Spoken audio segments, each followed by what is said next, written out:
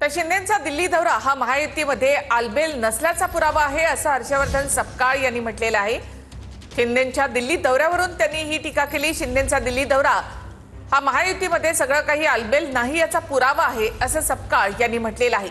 मित्र पक्षांचेच नेते गिळंकृत करण्यासाठी भाजप सरसावलेला आहे असं सपकाळ यांनी म्हटलंय। महायुतीमध्ये सर्व आलबेल नसल्याचा तो एक पुरावाच आहे असं म्हटल्यास अतिशयोक्ती होणार नाही। शेवटी एक गँग ऑफ ट्रिपल इंजिन सरकार आहे आणि यांचं टोळी युद्धही सुरू झालेलं आहे।